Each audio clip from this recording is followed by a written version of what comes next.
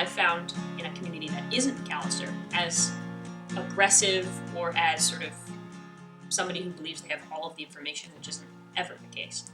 And so I think it's important to ask before you assume about people's use of language, and to couch it gently. I'm not exactly sure about that word. To me, it comes off this way. It's probably not how you intended it, but just so you know, this was how I perceived it, and to take some ownership of my role in the situation. I really like to see personal pronouns and trigger wordings in classrooms, because I ended up in a class one time, and we ended up discussing rape without much warning, and it was very uncomfortable for me. I'm sure it was very uncomfortable for a lot of other students in the class, because we all discussed it afterwards without the professor.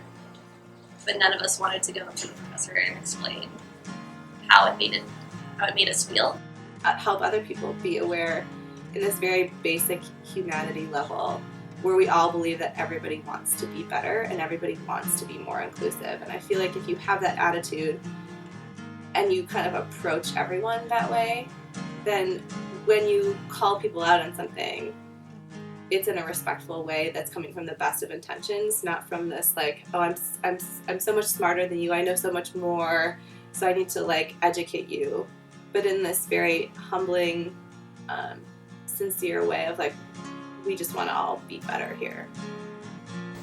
And then me being in the car with him, and he's a cop, so how do I have this conversation with someone, me being a much younger brown woman, and a tall white man, police officer, high ranking, with a gun on his belt.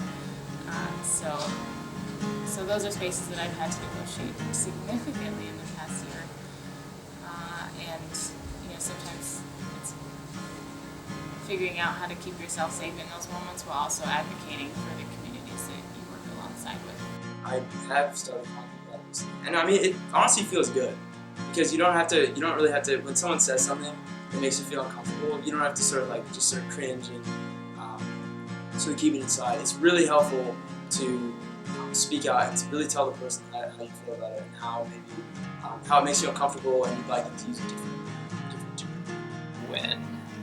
When people are become too afraid of saying the wrong words, they don't even get into dialogue about a particular issue, and I think it's infinitely better to have a conversation, even if there are some words that are said that aren't the kind of words that make everyone feel completely comfortable, than to simply skip over the conversation entirely, which I'm afraid happens perhaps too much. But again, that's kind of like give and take, because sometimes it's exhausting. So you kind of have to decide, can I have the impact on someone right now?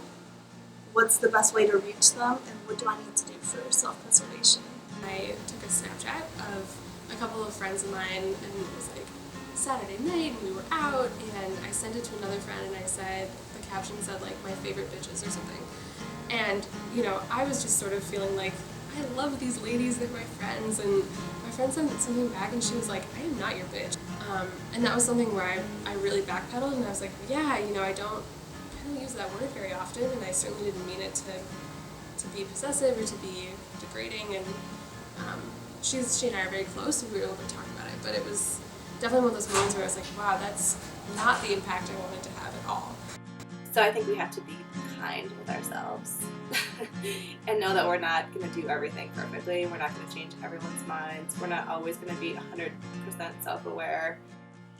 And also to recognize that there's a time and a place for everything, and a corporate meeting might not be the best time to embarrass your colleague, and maybe that's a better conversation had in private after the situation has sort of slipped by.